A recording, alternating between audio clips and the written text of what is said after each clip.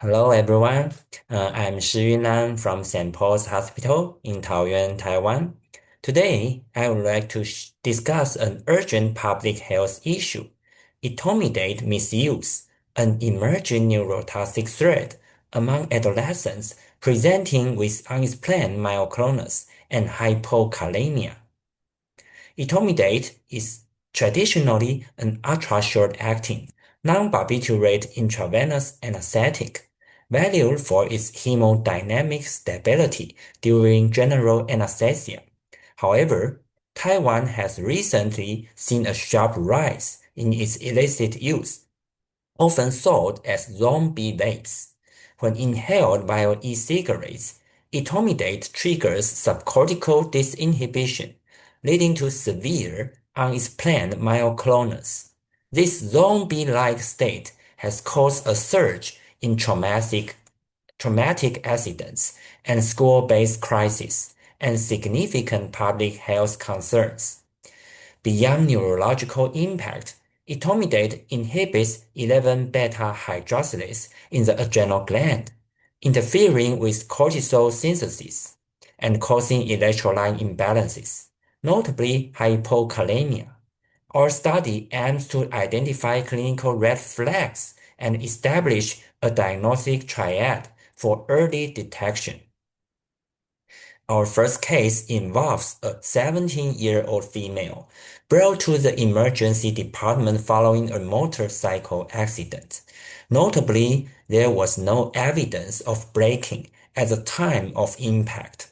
Upon arrival, she exhibited persistent myoclonic movements with an initial coma scale of E2, V2, and M5. While vital signs were stable, workup revealed hypokalemia 2.6 millimole per liter. An emergent brain CT disclosed diffuse cerebral edema. She was admitted to the PICU, where an EEG showed diffuse slow-wave activity, and a brain MRI confirmed stage 3 diffuse axonal injury. Following 2 weeks of intensive care, including mechanical ventilation, she transitioned to a proactive rehabilitation program. Fortunately, her GOSE score reached 8 at 3 months, indicating a full recovery. Urine toxicology screening in the PICU subsequently yielded a positive result for etomidate. The second case is another 17-year-old girl who experienced sudden generalized myoclonic jerks while dancing. Unlike case 1, she remained partially aware but reported a headache and lightheadedness. The coma scale was E4, V5, and M6. The lab showed hyperlactatemia and hypokalemia, 3.3 millimole per liter. While her brain CT was clear, the EEG showed epileptiform discharges in the left occipital region. She eventually admitted to using etomidate-containing e-cigarettes. After cessation, her symptoms vanished, with no recurrence during a 3-month follow-up. Our third case is a 16-year-old girl who called for help from her dormitory due to limb stiffness and uncontrollable muscle contractions. She presented with a coma scale of E3, V4, and M6. The lab test again confirmed hypokalemia, 3 millimole per liter.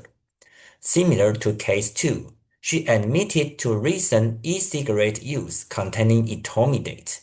Although she declines further EEG studies, her clinical presentation fits the emerging pattern perfectly.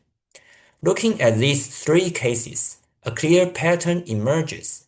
We propose a diagnostic triad for emergency clinicians, including altered consciousness or mental status, and unexplained myoclonus, and hypokalemia.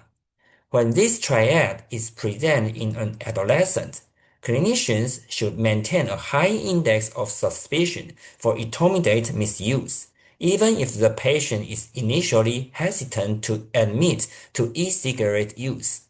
In conclusion, as zombie vapes become a major neurotoxic threat, we suggest that rapid toxicology screening based on this clinical triad is essential. Early identification is the key to guiding appropriate treatment, preventing severe neurological disability, and addressing this urgent public health threat to our youth. Thank you for your attention.